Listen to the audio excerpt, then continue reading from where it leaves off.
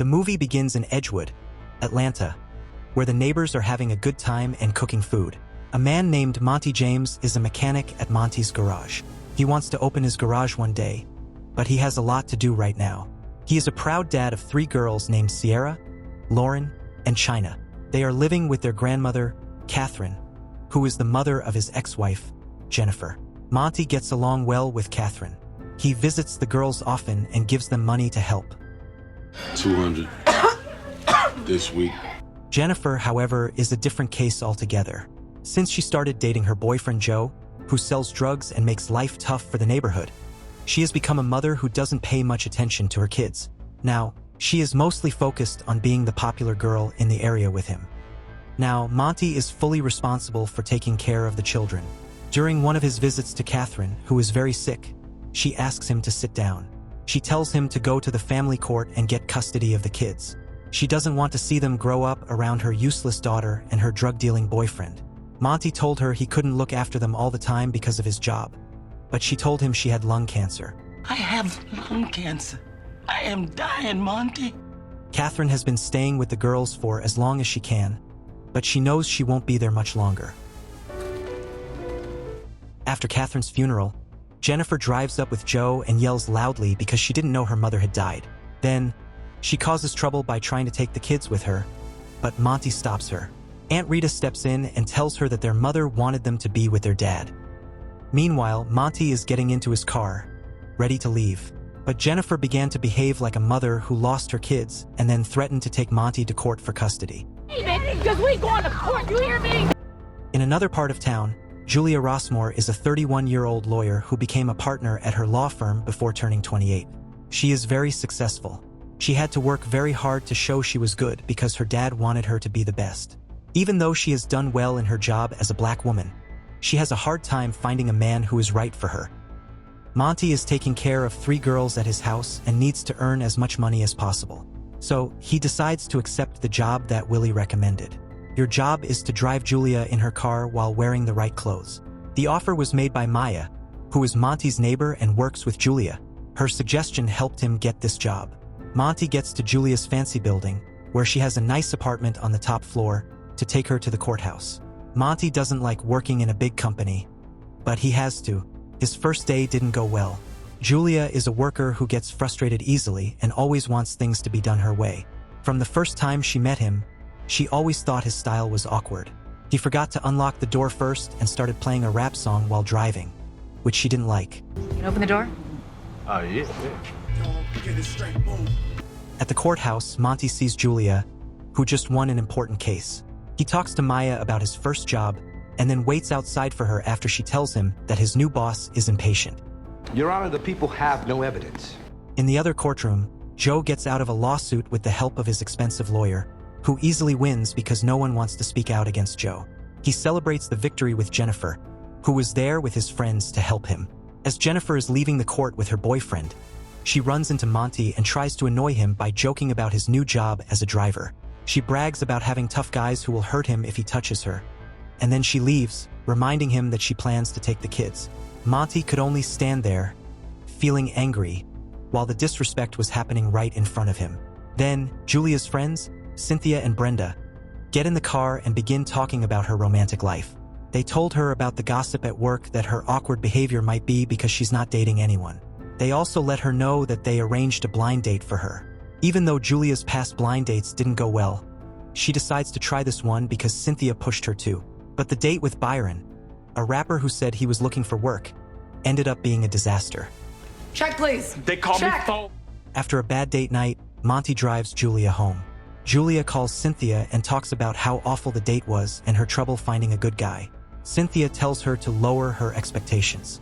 Right after Julia ends the call, Monty gets a call from his neighbor about his kids. He turns the car around and drives to the hospital. Julia was shocked by what happened. She was frustrated when he answered a call while at work, but she didn't know what to say when he told her to be quiet after she yelled at him that he was fired. At the hospital, Monty had to sit across from Jennifer, who was there with Joe and his tough friends. It turns out that Sierra accidentally started a fire, and the girls were alone at home without any adults until Maya came and saved them. Lori Bell, a social worker, talks about a very expensive mistake that could have endangered the girls' lives. She decides to give their mother temporary custody of them until the court makes a final decision. Monty tried to explain his side, but he couldn't change the officer's mind. Monty almost started a fight when Joe tried to annoy him, but it didn't last very long. Julia was mad at Maya for suggesting Monty, and while she was venting her anger, she noticed what was happening and felt sorry for him. She said she was sorry for how she acted and tried to talk to him, but he said he didn't feel like it. I don't want to talk about it. I'm sorry. The next day, Monty returns to Willie's garage, and Willie receives a call saying that Monty's job is over. Monty has to go to court in a week, and things don't look good for him. After calling 9 lawyers who say he needs more money and time, he feels upset about not helping Catherine and worrying about his ex-wife, who can now pay for some costly lawyers. After going to a Sunday church service, Monty feels motivated and chats with Maya and Aunt Rita about Joe, who is trying to get kids at school to do bad things for him. They invite him to the community meeting. At the same time, Jennifer is mistreating the kids and trying to get Sierra involved in selling drugs. Monty, telephone. One day, Monty gets a call from Sierra's school and learns that Sierra was caught with drugs. Jennifer and Joe were making her sell drugs by threatening to kill Monty if she didn't. While Monty was comforting Sierra, who was upset and explaining why she got caught with drugs, Jennifer burst into the principal's office and yelled at the principal for calling Monty, even though she had missed her own call first. Monty has another argument with Joe and has to let Sierra leave. He can't fight Joe openly because he doesn't want to go back to jail. With no other choice, Monty decides to give it a shot with Julia. He goes to her office and waits for her there. He asks her for help because the public lawyers aren't good enough to fight against the expensive lawyers his wife will hire. But Julia didn't want to help him because she believed he would use them to get government support. This makes Monty upset, and he leaves in a hurry after telling her to find a guy. Get a man, get a life. That night, Julia goes on a blind date, even though she feels it's not a good idea. She meets a nice-looking man named Christopher and is excited for their date. Everything is going well until his pregnant wife and child suddenly appear just as she is about to kiss him. This is his family. This is, baby. The next day, as Julia walked by the courtrooms, she saw Monty in the first custody hearing. She chooses to go and sits down. Monty tried to explain his situation, but he wasn't doing well. He began to feel emotional, and the other lawyer was likely to win the case quickly. Julia couldn't handle it anymore, so she decided to act as his lawyer. She asks for more time to catch up, and her request is approved. The court allowed Monty to visit once a week, but Jennifer stayed in custody. Monty was thankful to Julia for helping him with his case. She asks him to get her any paper about the case that could help them win, and he says yes. Then, he goes to the community meeting with the council members there. Everyone in the community expressed their anger about the drug problems, but nothing could be done until someone came forward to speak against Joe. Julia and Monty meet and start working on his case. After looking at his tax forms and how he cares for his children, she confidently says they have enough proof to build a strong case.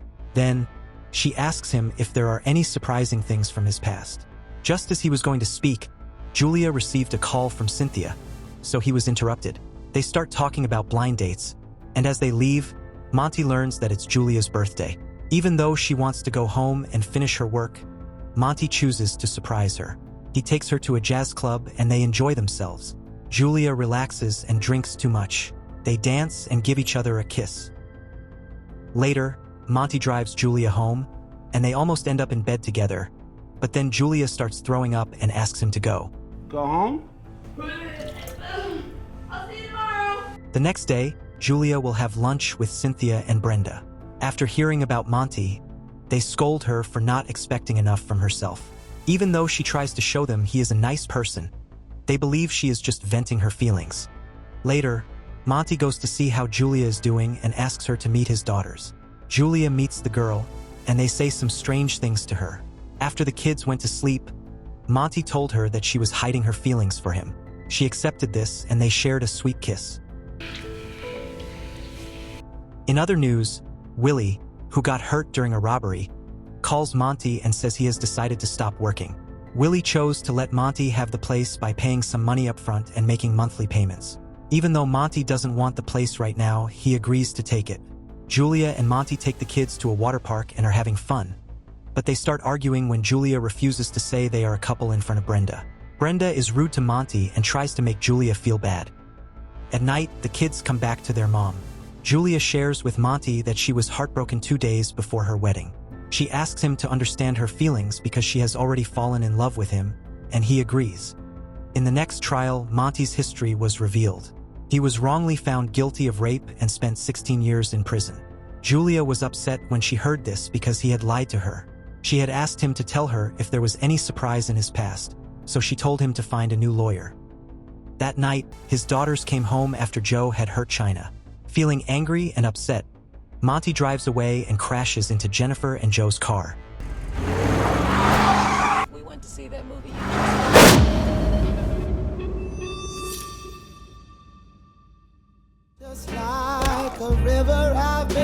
He hits Joe very badly, and everyone in the community comes to help Monty fight against his attackers. Joe and Monty get caught by the police and go to court. This time, everyone agreed to speak out against Joe and Jennifer, who are accused of drug crimes. They are now in custody and not allowed to post bail. When it was Monty's turn, Julia became his lawyer after saying sorry to him for not listening to his side of the story. The judge closed the case because nobody would speak out against Monty. People at the courthouse celebrated, and Monty returned to his garage. I'm dismissing the case. His 3 daughters and others from the community came to join him in celebrating his release from jail and his new garage. And here is where the movie ends. Thank you for watching. Please subscribe to the channel and smash the bell button. Write in the comments section what kind of movie you would like to see next.